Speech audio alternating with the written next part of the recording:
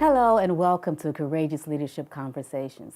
I'm Vera Turner. Today's topic is innovative professional development, designing PD programs that work.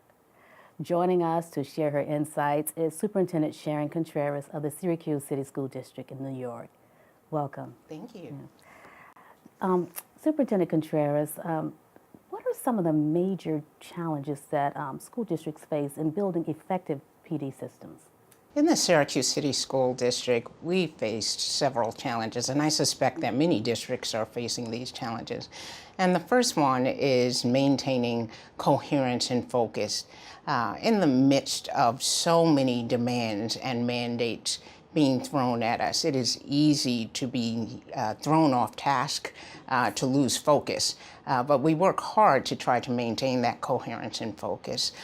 We also are dealing in an antiquated system with limited funds. So we're working hard to make sure that as we make a shift from a traditional professional development system to a more blended model that has a greater chance of being successful for teachers and students, that we're able to sustain it, considering these very drastic budget limitations and cuts that we have. Your district is part of the Superintendent Leadership for Assessment and Redesign initiative being sponsored by AASA.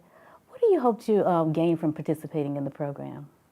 We hope to gain thought partnership, and we hope to gain support. In fact, we know we will. It is so important to be able to learn from and learn with your colleagues who are doing similar work in large urban districts.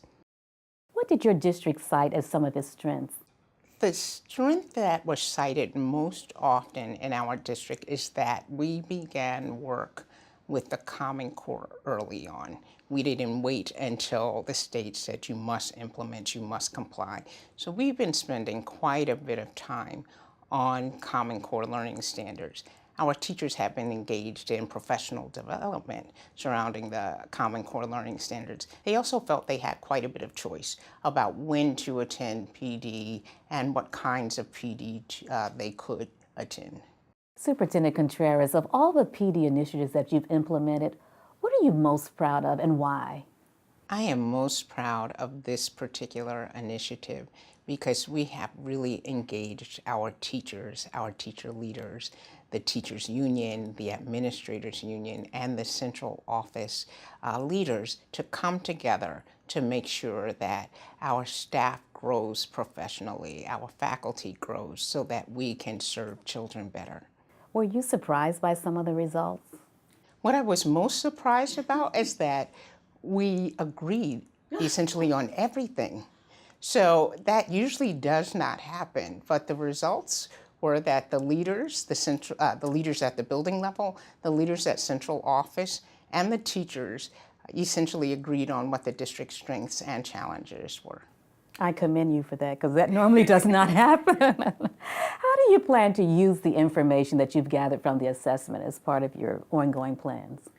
So we are about to pilot an adult blended learning system for our teachers. And we're really excited about this because we're going to begin to focus on mastery of competencies and allowing teachers to accrue digital badges based on that mastery of various competencies, and also to provide them with levels of communities of practice based on their contributions to their colleagues and the field. We can also use that data to help make better matches in assigning teachers to schools. So we're excited about what this can do, not just for the teacher, but for our school system and ultimately our students. What advice would you give other district leaders about creating the conditions necessary to create effective and lasting change within their PD programs? Leaders must collaborate, collaborate, collaborate, and that includes building structures where you can receive input from those that you are working with and serving. And in our case, it's this Superintendent's Teacher Advisory Council, some of the content leader groups we have. But if you bring people together, they will feel a sense of ownership in this. Is there anything else, Superintendent Contreras, that we haven't covered that you'd like to share about your professional development initiatives within your district? I would say it's tedious work. It's not work that will be done quickly, but if you maintain focus and you don't take shortcuts, I believe that we'll start to see positive outcomes for children. Thank you, Superintendent Contreras, for sharing your insights. It has been a pleasure talking with you. Thank you. And thank you for joining us. For more Courageous Leadership Conversations, visit our video channel on YouTube. This episode of Courageous Leadership Conversations was made possible by a grant from the Bill and Melinda Gates Foundation in support of the AASA Superintendent Leadership for IPD Assessment and Redesign Initiative.